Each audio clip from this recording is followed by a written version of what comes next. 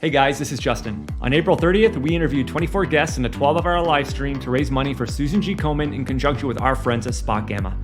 Our guests were some of the smartest market experts we know, covering topics ranging from value investing to factor investing to macro and options.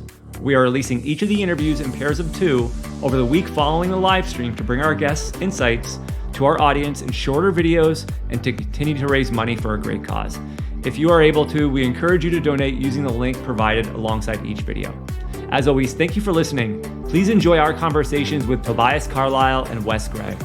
Thanks for jumping on with us. We got 30 minutes to jam here. So let me make an intro.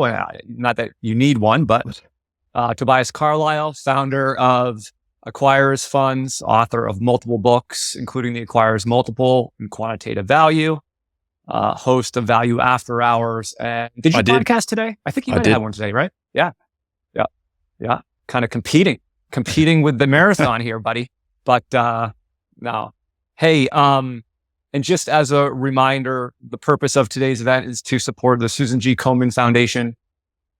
People that have the means and are willing to, please consider donating to a great cause and a great charity. You can use the link below on YouTube, and you can donate right on YouTube to keep it nice and simple. So appreciate everyone who has donated so far. I think we're almost across the $5,000 mark, which is great. And yeah, thanks everyone for supporting us. So let me ask you this, guys. I'm thinking of, and I specifically AC/DC because they're from Australia. So I'm thinking like value investors, the 3 AC/DC songs that probably best capture what value investors have had to deal with over the last decade: Highway to Hell, Back in Black, and Thunderstruck. What do you think? Wait. I'm interrupting. It's definitely not You Shook Me All Night Long, right? Right. Because value did not, it shook you, but in like not the good shook way. Exactly. And that song, correct me if I'm wrong. Yeah, I mean, do we have some like Let There Be Rock, like in some of the research? Maybe that's a short-term hit. I think Back in Black is that's a longbow from where I'm standing. It's funny. I just posted 2 charts because I talked about them on my podcast, and I thought it'd be fun. Maybe we talk about it a little bit here too. It's a Yardeni chart series where they've taken S&P 500, that's the largest 500, S&P 400, that's the mids, S&P 600, that's the small. So of the top 1,500 names divided like that. So clearly, there's a big universe underneath that as well. So we're not really talking micro or nano. We're just talking in those ones. It's striking to see the earnings of those 3 cohorts, because the S&P 500 has completely recovered and has gained new highs in terms of its earnings. Whereas the 400 and the 600 are yet to recover to where they were in 2022, early 2022. So I just think, and then when you look at the multiples also reflect that the S&P 500 has the earnings, the multiples are high, and they're higher than average. And the mid and smalls are much below average, well below average. It almost looks like it's like a little 2020, 2009-ish, 2008-ish. So I think that value tends to be towards in those sort of smaller groups. And I think that, as much as it's value that's sucked, it's also a size issue. Just the smaller companies aren't getting the love. What do you guys think about that? I just have to point out, you just made the ultimate argument for it's a long way to the top, because that's what we used to sing. It's a long way to the shop. I don't know. If you want a sausage roll, that was. If you want a sausage roll, the answer was you did want a sausage roll, though, right? You do. But I think, that's kind of consistent with some data I've seen that, in these large caps, especially the dominant growth names, I mean, the earnings are there for the most part. They've come through. And then you pile on the really good, strong performers, NVIDIA and some of those others. And then you look in like the small to mid cap, value area. And it's just a lot of like companies that are kind of just, along like the flat line, if you will, from a profitability and growth standpoint. And there's, more junk there, certainly. But I don't know. I think it's kind of consistent, but eventually, maybe what you need, I don't know, Toby, you tell us, maybe where the value premium comes from out of that group is you need more of a washout, maybe of some type to get the version out. But I think that it's a lack of risk appreciation. There's not enough sort of love of risk. Very good. Yep. I think that they say capitalism without bankruptcy is like Catholicism without hell. Like you need downside risk to be real for people, to get them to behave, in a way where they would buy the stocks that I want them to buy, basically. And so without the risk of the washout, you're free to go and buy these things that are riskier because they're early stage, haven't, succeeded quite as well. And that's the stuff that seems to attract a lot of the money, although NVIDIA's not that at the moment. NVIDIA's having a pretty good run. I don't know. I tell you something funny. I looked up the other day. I was looking at the four horsemen of the apocalypse. I was going to tweet this out, but I thought I use the Twitter account so infrequently these days that if I tweeted this out, people might think that I'd lost my marbles a little bit. But I'll look these up. The four horsemen of the apocalypse. I'll give you the names of them. So they're typically conquest, war, famine, and death. And then they have names. They have Greek names. And I'll give you the Greek names of these. I'm going to lose them. But I'm pretty sure it's not NVIDIA, Amazon, Apple. No joke. The first horseman of the apocalypse is NVIDIA. Yeah. There you go. I didn't want to tweet that because I didn't want people to think like he's gone nuts. But that's the case. I just thought that was bizarre. I told my wife about it. I said it's completely insane that where did they get NVIDIA from? It means to conquer a thing. It might be Greek for to conquer. Interesting. So what about I'm really curious about this with that divide sectors. So as we look down, because the sector composition changes as I move down from S&P 500 into 600 and all the way down. What are you seeing? Like what looks cheap and doesn't look like a complete veritable disaster as we get smaller? The things that I have tended, I'm largely systematic. I'm not macro. I'm not directing the investments this way. I'm buying things because I'm buying things individually, bottom up, that get cheap, and then the outcome is sometimes there's a concentration in a particular sector, but it's certainly, there's a lot of energy names in there and there's a lot of financials in there. There's some industrials too, but clearly it's underweight tech and those kind of names. There's also just in those smaller companies, it's one of the unique things about the States versus the rest of the world that you get those huge consumer discretion where you sort of lump them all in together as being tech, but Google and Microsoft. And I guess like Google's almost a consumer goods company. They've got a big business component as well, but there's Gmail and YouTube and all those sort of things. The equivalents don't exist in other countries around the world except for China. They have the local version of those things. And so the same thing happens as you go down the market cap structure. As you get closer to the bottom, there's just fewer, amazing businesses down there. There are some good little niche businesses that'll probably remain niche businesses, but there's nothing like, and then you have the effect like Facebook doesn't come in as a small cap, where previously they might have listed that pretty early on and it could have grown through all of those layers and become what it is. But instead it comes on the board as a big company, fully valued.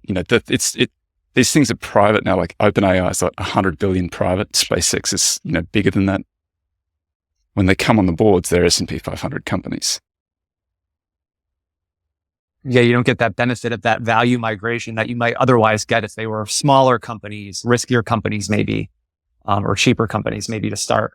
Let's do this, Toby. Let's talk about the acquirer's multiple just for a second and set up like what that is and why, you've chosen that's your primary value metric in your strategies. I've done a lot of back testing, and the back testing I've done is fundamental back testing. So rather than looking at just price movements and trying to predict things from price movements, we ignore all of that sort of stuff. So look at fundamentals.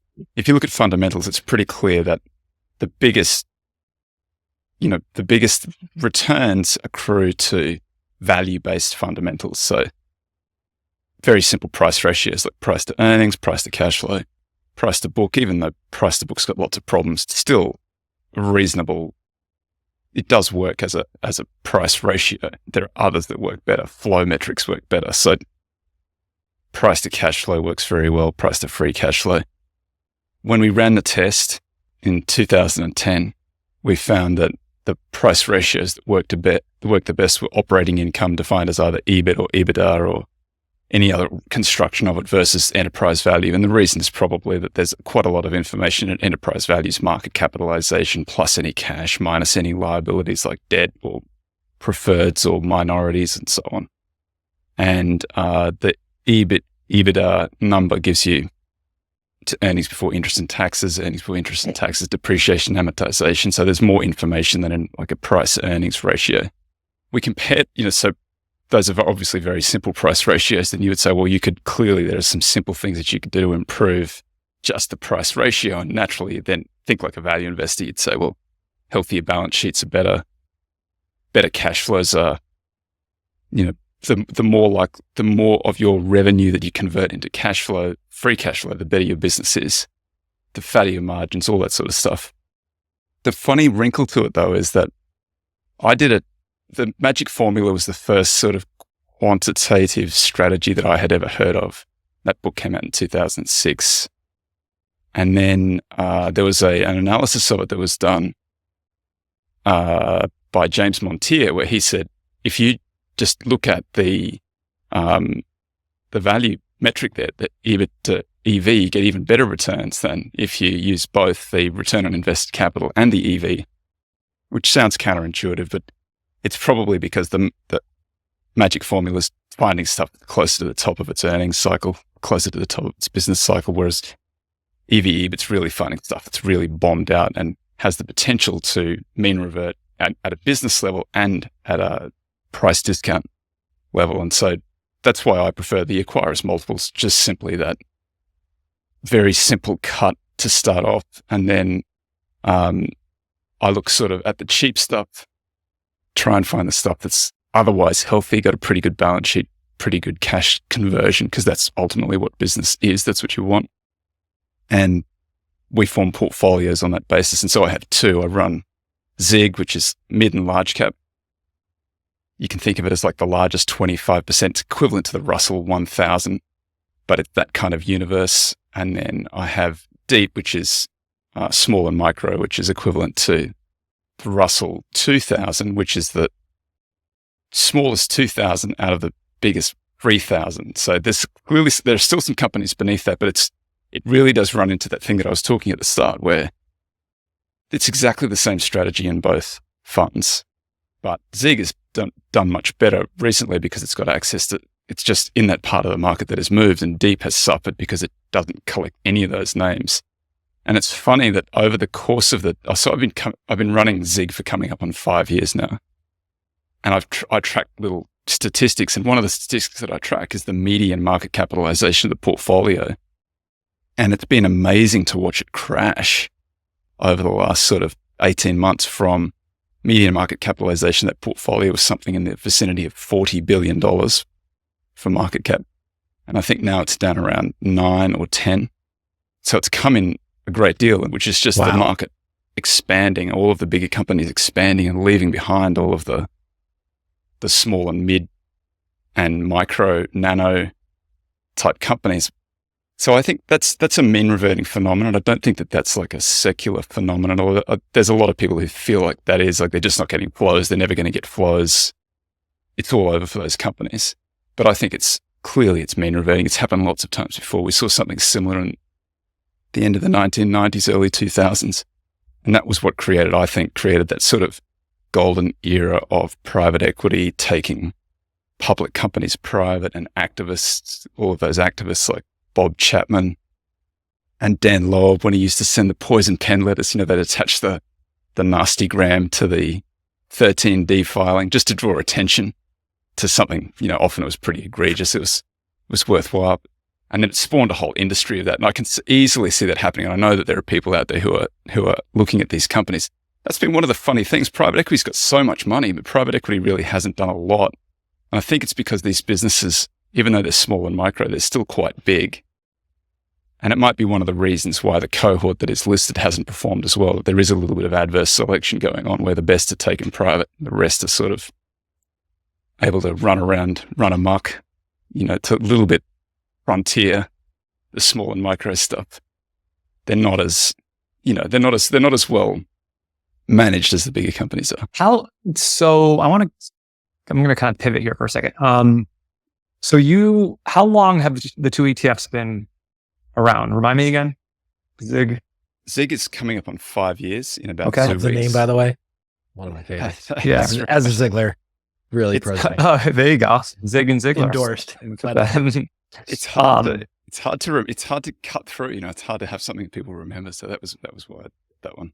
Yeah, and good job not picking Ziggy the cartoon as your logo, because that would have been terrible marketing choice. You may not interface with the vast majority of your shareholders in either fund, but how have they done sort of just from a sticking with it behavioral standpoint? I mean, you obviously know the creates and redeems as they've come in and as they've kind of gone out. I think you've had more creates obviously than redeems, right? And you do a great job of educating and being out there and being out, the public face of the fund. But I'm just curious, when you happen to have these one-off conversations with a financial advisor or a large investor that's kind of been there since the beginning. I mean, especially during the period when value was really struggling. How was that? And do you think people were kind of committed going in? I think a lot of people understand that there is a cycle and that they do believe in mean reversion. These things don't just get cheaper forever. Eventually they catch a bottom. Everybody's scared that nobody knows where the bottom is, so they don't want to be the first person in because and clearly it's been a very long drawdown for value, right? Because it's the longest in. Mikhail Samanov has this 200 years of value analysis where he says this is the worst one in 200 years. The data, as you go back further, it gets less and less reliable, but it's still kind of an interesting analysis. And then Momentum had the same thing in 2000. Momentum was down like 90% in 2000. So value just sort of followed on a little bit behind that.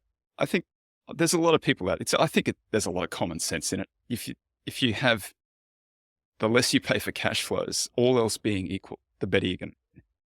And so you pay less for cash flows, you do better. The cash flows get cheaper, you should be doing better. And I always do this analysis where I point out that there's two sources of return. There's the shareholder yield, which is buybacks, dividends, anything like that. And then there's the reinvestment rate in the business.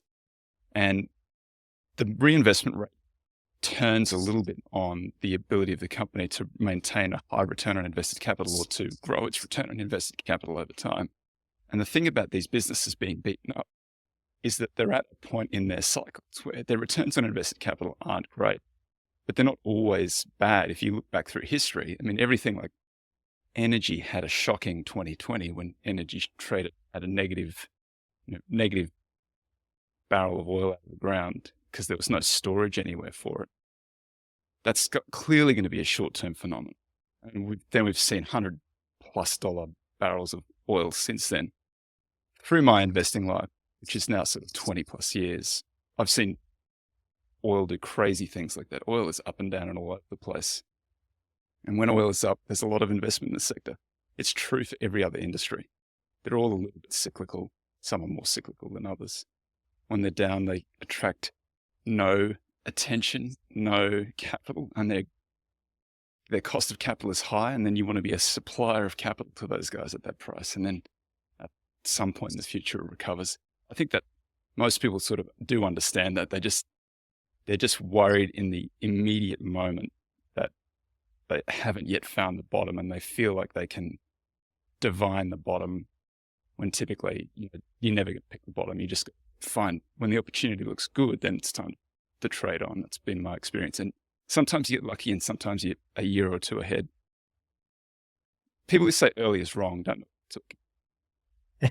And they just haven't been early for long enough yet to convince themselves they're right. How do you reconcile like the flows solving the problem of new investment dollars coming to the States to want to own the stocks itself? Like, do you differentiate that between maybe it's the next boom in private equity that wants to come scoop a bunch of these companies up, and maybe it's not LBOs this time. Maybe it's coming and like consolidate a bunch of these. Do you care which way it goes? I don't think you even need that analysis that I gave before, where I said it's the two sources of return are shareholder yield and reinvestment in the business. There's no multiple expansion necessary in there to generate returns. And I assume there's no multiple expansion in any of the things I buy. And I can look at the forward returns. I think that an elite long-term track record for an investor is somewhere in the vicinity of 15%. If you can sustain that, you'll do pretty well. And you can invest I think that the nice thing about a 15% bogey is it stops you from reaching to, if you can aim for higher than that, you've got to do something a little bit off the beaten track a little bit. You've got to be really doing something. I think it makes you a little bit more aggressive than you probably want to be over the very long term. So I think 15 is a good bogey. I think you can use that in your analysis of these companies, things that 15, and I can always find there's enough businesses around that I think you can get over 15 pretty well, pretty safely. And then I'm focused on surviving. So I want the businesses to survive. I want the balance sheets to be able to survive. I want the management teams to survive. I want all of it. And then if I own a whole lot of companies that look like that, then the fund should survive. I should survive. It all should work like that. So I think that multiple expansion is a nice thing to get, but it's sort of like, it's something that you can't rely on. And it could be conglomerates, it could be buyouts, could be activism. There's lots of venues potentially that could materialize. Maybe it'll be some fad. Somebody will do something and make a lot of money, and then there'll be a whole lot of people who follow on behind them. But I don't mind. I think that the returns are already embedded in. So this is why I sound bearish a lot when I talk, but I think lower prices are better. If you're an investor, you want lower prices, because when the prices go down, the forward returns go up. It gets easier to generate those forward returns when you get low prices. Without the multiple expansion, you don't need the multiple expansion, even though, then you get the multiple expansion as well. It's crazy. You get it when you don't need it. I think we need Greenblatt to go teach a new class to a new crop of academics. He needs to go rewrite Stock Market Genius, go teach it at whatever the new online Columbia Business School is, and get the next Greenblatts or Greenhorn or Einhorns and everybody else out into the field for us here. Every time they publish one of those, that little anomaly goes away. Right. The one that I always loved was the accruals anomaly, where, if you're reporting earnings that aren't translating into cash, you have to create an asset somewhere, and so you get an accrual, and then that's people started using that as an investment strategy and arbitrage it away, but clearly it still works. So at the moment those guys publish those things, that little arbitrage will be gone for a while, but it'll come back eventually. It'll come back. I think we're in a funny time, because I think it's what has worked for the last decade is not really what has typically worked. This is an unusual period of time, and particularly after 2021 or 22, whenever the mania really finished. And then we had 22 was sort of a down year for everybody. But then 23, it's all come back to life with NVIDIA probably and AI leading that. Everybody's back in the growth bucket. That's not typically been the place to be. You don't want to be in the highest, fastest growing stocks, because they tend to disappoint. And I'd be surprised. Maybe this time will be different, but I think so. I'd still rather be in the value stuff. And I think value turned the corner in late 2020, and it's sort of been working since then. It's worked more or less. We're probably pulling back a little bit from where we could have been, but we're doing pretty well. I think one of my favorite parts about your work is the idea that you said before, you specifically never want to rely on multiple expansion to solve the problem.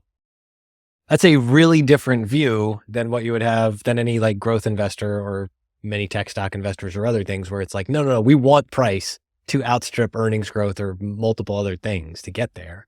You're saying I don't even care about that. I just want the business to compound cash on cash. I think to be fair to the growth guys, they would say we're in these businesses because the businesses are growing very quickly. I think it's less about multiple expansion for them. And I think the criticism of value has been that it's about multiple expansion. And I think if you look at, O'Shaughnessy Asset Management has a great paper where they break down the returns to value and to growth.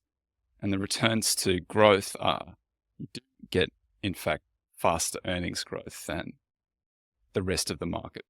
But you get a little bit of multiple compression because it always disappoints. It's just growth tends to slow as companies get bigger. And so it just tends to disappoint, and that multiple contraction tends to overweight or override the earnings growth. And in value, it's the reverse. You do get, the market isn't wrong. They do tend to have some earnings compression. It's just that it's not as bad as the market thought. And so they get the multiple expansion at the same time. And the multiple expansion outweighs the earnings contraction. It's not as bad as everybody thought it was going to be. So value tends to outperform and growth tends to underperform, despite the fact that growth does deliver earnings growth and value delivers earnings contraction, which doesn't really make any sense. It doesn't sound like it should work, but it has traditionally. But that relationship has probably broken down a little bit over the last few years. But I think since 2020, it looks more like a more traditional market to me. Speaking of surviving, I know you've spent, and we've talked a lot about Buffett in our conversations, but what would you say are the biggest lessons long-term investors can take from Buffett from your perspective? And by the way, while you think about that, and it's all getting blurry to me because we've talked to so many people today, but somebody was saying like, if Buffett launched Berkshire in a mutual fund, him having a company was much better than a fund because those fund investors wouldn't have stuck with him in the early days. Obviously his shareholders did, but so I don't know the huge difference, but that's what the point that the guest was making. Anyways, so I don't know. What do you think with Buffett? Yeah, so survival is a huge thing. The no donuts. He doesn't do so many different things that everybody else is doing at some time, and sometimes he'll follow on after the fact. He thinks about. I think nobody thinks more deeply about risk than Buffett, and he'll find it in every. He says if you're looking to make an assessment of a partner, whether that be a CEO for your business or an investor in a firm or whatever, like any sort of partner, you want energy because you need people who can get stuff done, and you need some sort of level of brains because they need to be able to direct that energy in the right place. But then you also need them to be, people who've got good character. You need people who are honest, because if they're not, and they've got the other two, the energy and the brains, then you're in a lot of trouble. And so he's, and then he does this thing like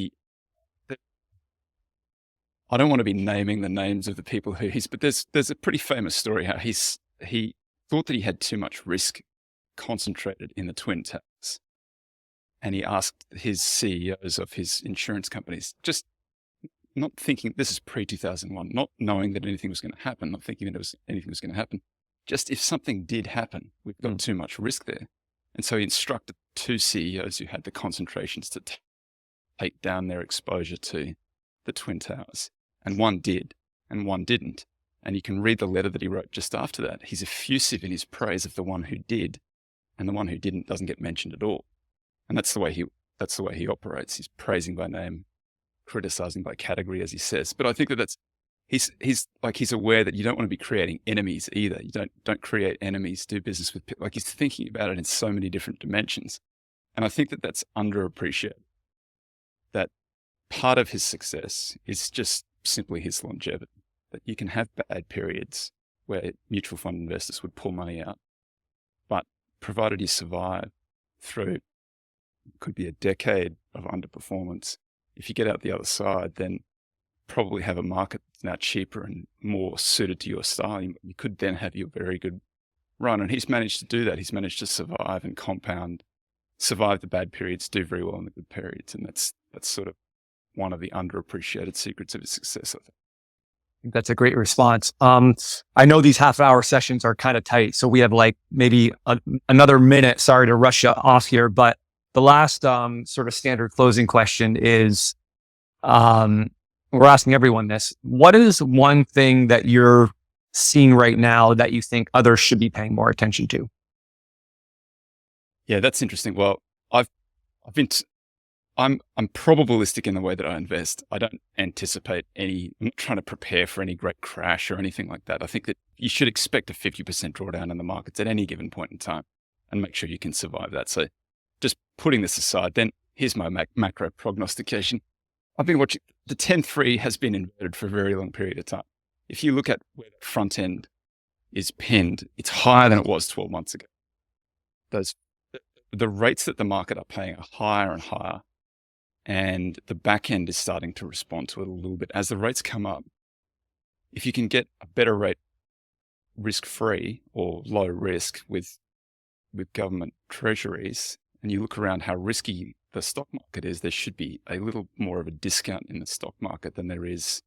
And I think that we see it already in small and mid. We just haven't seen it in the large. And when the large goes, then the indexes go too. So I think that that's probably...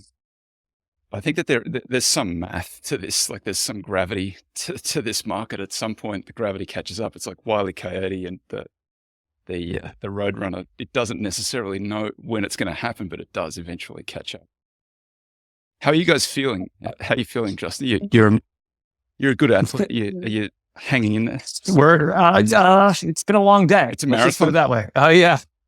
You know, he's Matt playing a lot of AC/DC in between. Well, I was going to say, and you know, thank you very much, Tope, for doing this. We really appreciate it. I'm going like AC/DC. Who made who? I kind of like that one. I like that. Like, who made better who, choice who made than you? Big balls. I want to just.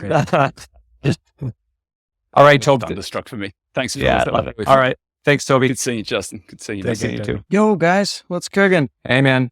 How are you? Thanks for coming on. Really appreciate it. I know we're kind of running a couple of minutes late. Sorry about the tech issues and miscommunication there, but all is good, man. Nice to see you. Yeah, no worries. So you just doing these like back to back to back to back all day, or 12 hours of half an hour interviews? So it's a lot of content, man. Holy shit! You're a maniac. So quick intro. Not that you really need one, but Wes Gray, founder, Alpha Architect. I think you guys have about 3.5 billion in direct AUM assets. You also are a strategic advisor to ETF Architect, which has over 10 billion in ETF, what I guess I would call like white labeling assets, if you will. Those aren't assets under management.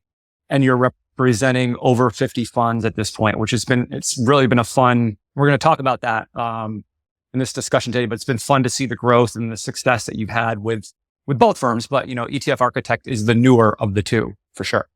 And just a quick reminder that today's event, and people like Wes are joining us to help support the Susan G. Komen Foundation. It's a very important charity fighting breast cancer. We're trying to get to $20,000 in donations. We're at about 4,000 now. So if you can, and you have the means to, please, you know, kick in some money, donate a little bit. You can donate right on YouTube. So we're keeping it right in the YouTube sort of ecosystem in terms of collecting those donations. All right. So Wes, we're going to talk factor investing a little bit up front, just because we always want to do that with you when we have you on. So let's talk about that. We're talking about value momentum, but let's talk about value specifically out of the gate. I think it's interesting. Value went through a really tough period, especially 2016 through maybe 2019. That was like the value winter, if I had my timing right. But it's kind of come back as of late. Like the 3-year numbers on value look good, better. But I mean, what do you think when you think about value investing, your style of value investing over the last 10 to 15 years? I mean, what do you think the biggest lessons are there for investors? I think it's the biggest lesson that you always reiterate, follow the process and stick with the process. It doesn't even matter what your process is. Just identify a process you believe in, follow it, and then focus on minimizing fees and taxes along the way. And it's hard to screw up. But of course, as you know, like any process to include value, that's easier said than done. You guys run a pretty focused, concentrated version of value investing, but just talk at a high level how you think about building a value portfolio. Yeah, so it's pretty straightforward. I want to focus on the cheapest stocks in the marketplace because that's usually where a lot of the mispricing and hate and discontent is. And then amongst those firms, all of which or none of which are going to be beautiful or amazing or, the Teslas of the world, we just want to find those that are the highest quality. So amongst the garbage bin, which ones, got the best balance sheet, best quality of income, least or most likely to weather the storm that obviously they're currently enduring, or otherwise you wouldn't be in the 10% cheapest of stock. So cheapest, highest quality is what we focus on. Have you, since the publication of Quantitative Value, have you guys evolved your strategy at all? Like we had someone from Research Affiliates on earlier, and she wrote a paper on like avoiding value traps, excuse me. Mm-hmm. She sort of talked about that. And, I know that, you might start with a specific way to select these value stocks, but, maybe over time, different things can come into this strategy as you look to maybe improve on things on the margin. Has there been any of that with Quantitative Value? Yeah. So at a 40,000 foot view, the investment objective is exactly the same. Highest quality or the cheapest, highest quality value stocks. The mechanics of how we've done that has adapted where we have actually, we moved towards like a negative screening aspect where, instead of having a lot of filters on the back end, just up front, we avoid like, hey, if you're high beta, if you're low momentum, if you got terrible accruals, if you're extreme on any other value metric, just you're automatically out of the pool. So that kind of gets rid of a lot of the trash up front. And then because we do that now on the front end, it allowed us to simplify the rest of the process, right? So now it's just buy cheap, buy quality. But instead of having like 100 quality metrics, we just have like our core kind of what we call FS score. It's just the 10-point checklist. So fundamentally the same idea. It's just we've simplified and made it a lot easier and I think robust to a lot of like data issues and what have you. But it's 99% the same, I'd say. When you think about putting together these tools, especially these really focused strategies for allocators, from the allocator's perspective, how do you want them to look at these things you're coming up with, especially focused factor strategies? Yeah, they're basically, the best way to think of it is through the lens of capital efficiency. Whereas, I could go buy a closet index that's 99% S&P with a little bit of value juice, or I can just go buy a lot of value juice, right? I could go buy 95% Vanguard and 5% Focus, and I could probably, achieve the same thing as a lot of these closet index funds, but probably do it a lot cheaper and a lot targeted. So it's really just a capital efficiency tool where you can get a lot of, value momentum juice from, a 5-10% allocation. Whereas a 5-10% allocation on a closet index, smart beta, whatever you want to call it, that's basically just rebuying the S&P again. It's not doing anything. So that's really what the tool is used for. If you're going to bottle value juice, do you picture like a 5-hour energy bottle or like an Ecto Cooler juice box? Like what would the ideal wrapper for the physical product value juice be? I'm trying to, that's a good question. I can't remember probably like a Monster energy drink. Like a tall boy or like a Red Bull can? Like a lot of caffeine, a lot of vitamins, a lot of good stuff in there. But it's just, if you pound one of those all at once, you're going to be in for a ride. And some people just, they're not really ready for that ride. I'm on a road trip. I'm pounding a Monster energy drink and living the dream. It's all good. But like other people, they may need to take sips of the drink over a long time period. Concentrated anything factor, especially value, is just not, it's not for the faint of heart. If you care about relative performance versus like, say, a benchmark.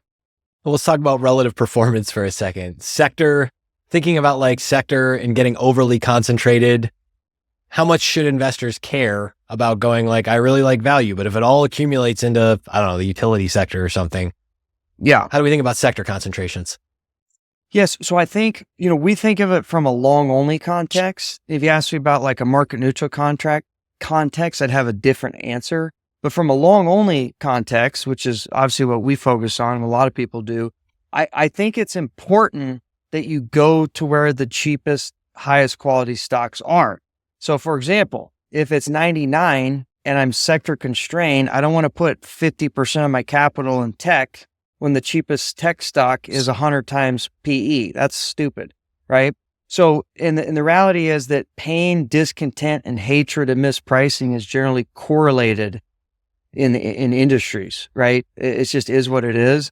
So I think there's a balance. Like we have a 20% sector constraint where I think you want to concentrate as much as possible so you own the value factor as much as possible. But obviously, do I want to put 100% in the energy patch?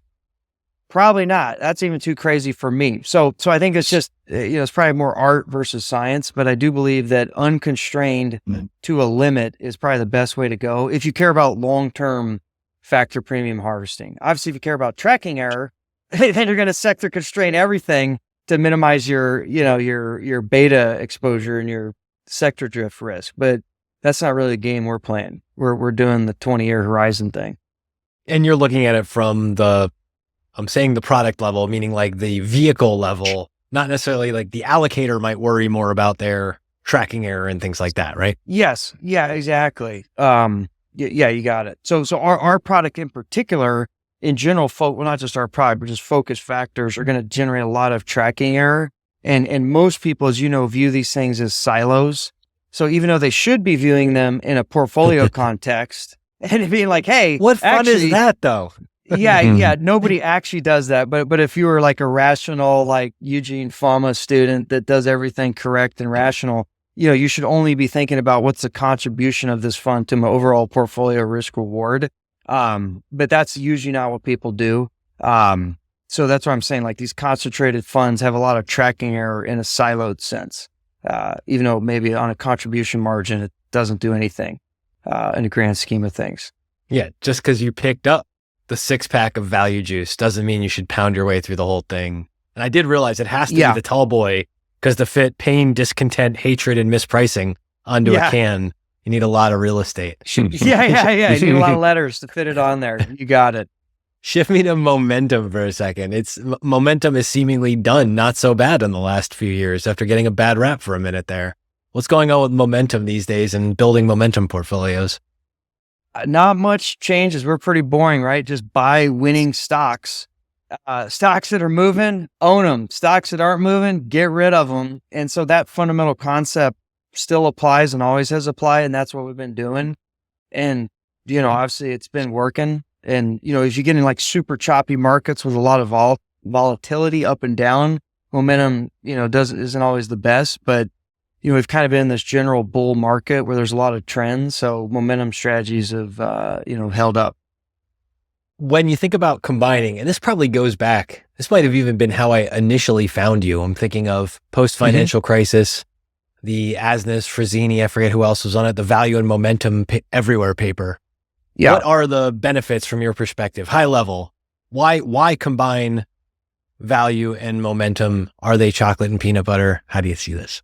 Yeah, I mean, whatever your peanut butter, jelly, chocolate, peanut butter, yin and yang, whatever the heck it is, like fundamentally, I just see value as a fear trade, right? You're going to have to buy ugly, nasty things that nobody likes. And I see momentum as the greed trade, like chase shiny rocks and hope for the best. And as you guys probably know, or anyone who knows if they've been in the market long enough, fear and greed tend to kind of be everywhere. And I don't know which is going to be working when the other one's not working.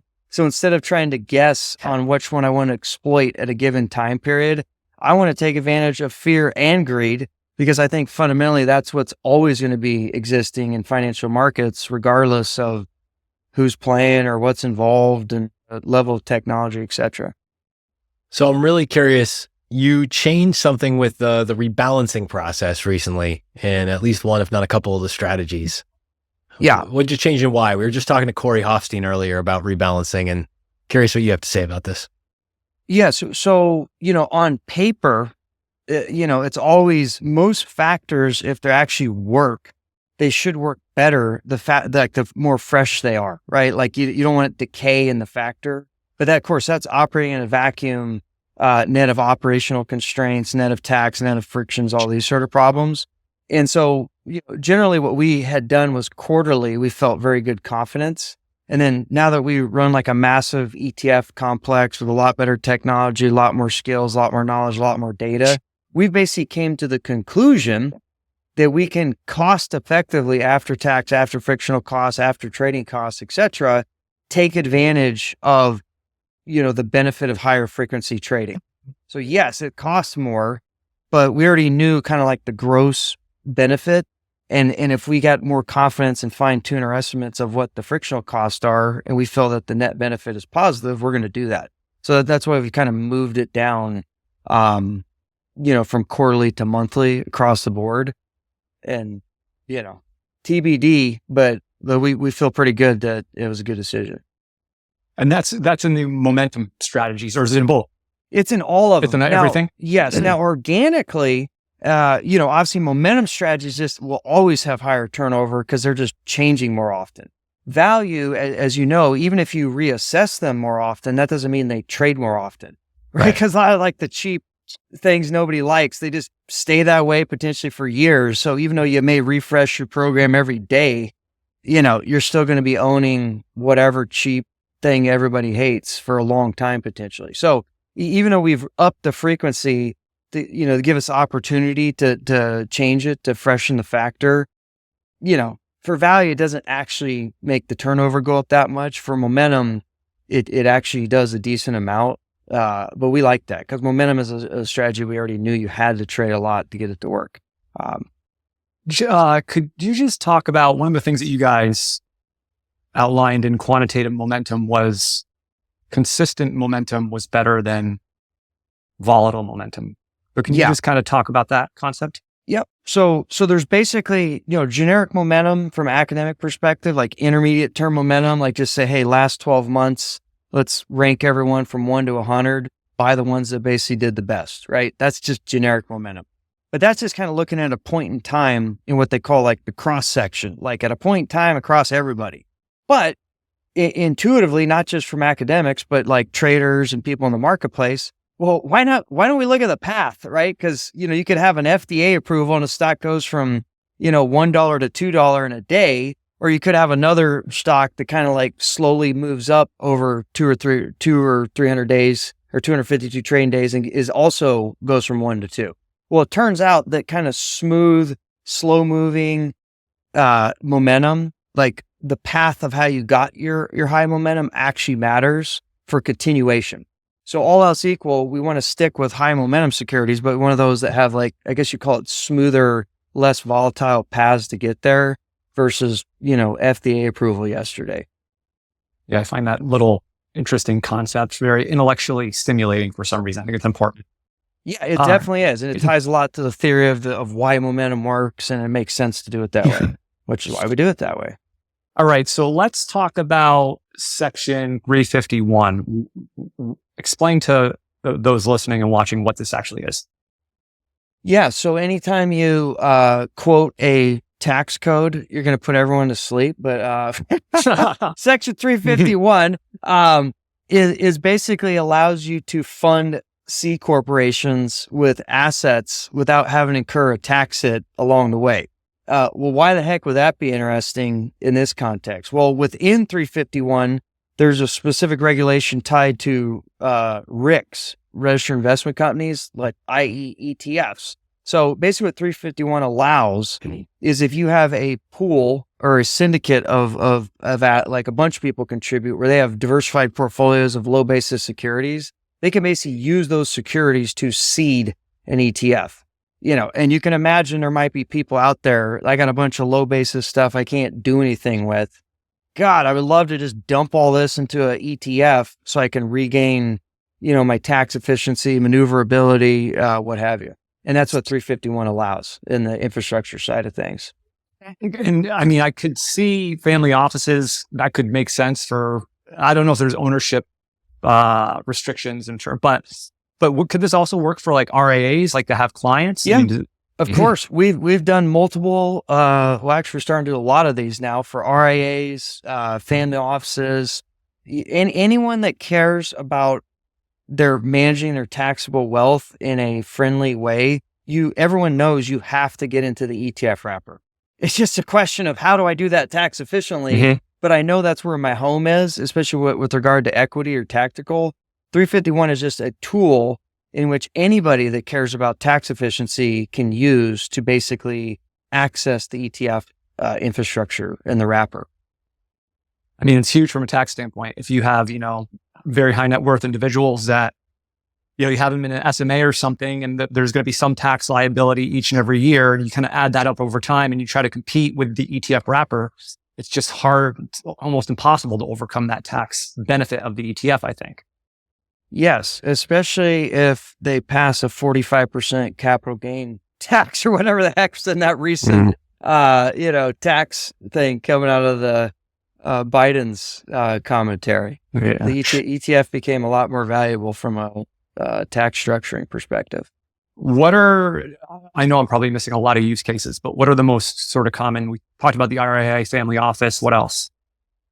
I think just folks that like, if you've been doing tax loss harvesting or you run a whole bunch of SMAs and your traders are pulling their hair out and they're like, oh God, like I got to manage these 1,000 accounts with 50 random stocks. And now I got all these Frankenstein portfolios that are a little bit different. Great. Let's just syndicate all these, dump it into an ETF. And all you do is just send a spreadsheet to Wes and his team. Done. Right. It just solves a lot of operational complexity and allows RIAs and really anyone to just scale their business efficiently. It's just a great tool. It's like running one fund as opposed to 1,000. Contrast that just for a second to the direct indexing solutions, because I think this is a really interesting nuance point where there might be an advantage. Yeah, sure. So nothing is a panacea, obviously, right? So like direct indexing, specifically long only direct indexing, has two real core benefits, right? One is customization. Like an ETF, I can't customize. Well, whatever we're going to do, we're going to do. If I don't like Exxon, but we're going to have Exxon because we're trying to make money here, not like placate something. But then with obviously custom SMAs, you can do that. You can kick out whatever the heck you want. The other thing that's unique about an SMA is you can kick out losses. So ETFs cannot kick out losses. They're really good at having the fees are tax deductible and maintaining a deferral capability basically forever. But if I have a bunch of losses in a ETF, I can't kick those out, right? So if you're one who thinks a lot about tax efficiency, kind of your bottom tick solution is, and this is what's happened to a lot of people, is you run tax loss harvesting. Eventually what people realize is, oh crap, now I just have an overpriced index fund that has a lot of tracking error and I can't do anything because I'm out of tax loss benefits. Great. Put it in an ETF and regain the efficiency of the ETF on an ongoing basis to trade it, actively move it, and not have to worry about taxes. So you can kind of use both structures to come up with like optimal solutions. And I'm not going to say that ETF is always better, always worse. There's just different use cases where the two technologies, they could either be complementary or supplementary, depending on what you're trying to achieve. I think one of the, hurdles that a lot of folks looking to launch an ETF had is like the cost of it. There's obviously an upfront cost and you got to get to a certain level of assets to kind of get to profitability, depending on what the fees are. And you got to have the capital to make it through. But I think over at ETF Architect, you guys have you're always looking for efficient. I know that's how you kind of run your businesses. Yeah. You run them lean, you run them mean. But just generally, like, what would you say your outlook is on the cost of launching ETFs going forward? Yeah. So we've been in kind of like the power curve of dropping costs, not just us, but everyone in the business is trying to make this more efficient. And kind of our core mantra is how do we make this cheap, easy, and transparent, which is the opposite of what custody banks do. And I think we've gotten it 90% of the way there. The problem is we did all the like easy, base hit type work. And now, it's getting marginal. Like, how do we save $500 there? How do we save $1,000 there? And unfortunately, the very nature of an ETF, it's a registered fund, which automatically triggers massive compliance, massive lawyers, massive pain and anguish. So it's always going to be challenging, difficult, and the most regulated thing you could possibly engage in. However, I think we're making it easier and easier and easier. So, it was $300K a year, then $250, then $225, then $200. Now it's under $200. Could we get this to like $150, in the future at some point? Probably. However, What's counteracting that is, you know, our good friends that love regulatory capture, not going to name names here, but they're all the people that have $1 trillion of assets or bigger. They like to add new things and new regulations, and that costs money, right? Derivatives management policy, liquidity risk management policy. Like, what other policies do you want? Because every time you do that, you're adding me $10K a year in a new form and a new filing I got to do. So while we're trying to get the costs lower, you know, regulators and regulatory capture participants are trying to make the barrier to entry higher. And so I don't know where that equilibrium sits, but, you know, we're obviously always going to be on the side of making things efficient and better, but we can only do so much against the government, because I'm not in charge of the government. I'm not a politician. So that's other people's jobs, not mine. Policies up the yin yang. Yeah. All right. So in the last minute here, Wes, I know this is a little bit short and I apologize for that, but the standard closing question that we're asking all of our guests today is, what is the one interesting thing you're seeing right now that you think others should be paying more attention to? Oh man, I'm boring. I'm all about tax efficiency. and I just see the landscape of the world. Like, it seems like government's only getting bigger. Like, the politics are not on the side of entrepreneur, capitalist, and what have you. So it just behooves people more and more to find ways to make their investments tax efficient and stop paying attention to alpha. That's not your problem. It's making sure the government doesn't take half your money. That's I feel like a very important thing that a lot of people just simply overlook, and they shouldn't be. But again, not that exciting, new or different. It's just, you know, Warren Buffett type things. Keep it simple, stupid. Yeah, well, you've been consistent with that. So listen, Wes, thank you very much. We really appreciate it. You're always welcome on here with us. So keep up the good work. And yeah, thank you. Yeah, you got it, man. Appreciate it. Love the cause. Appreciate the time. Honored to be here. Thanks, Wes. See you guys. This is Justin again. Thanks so much for tuning into this episode of Excess Returns. You can follow Jack on Twitter at @PracticalQuant and follow me on Twitter at JJCarbonneau. If you found this discussion interesting and valuable, please subscribe in either iTunes or on YouTube, or leave a review or a comment. We appreciate it. Justin Carbonneau and Jack Forehand are principals at Validia Capital Management. The opinions expressed in this podcast do not necessarily reflect the opinions of Validia Capital.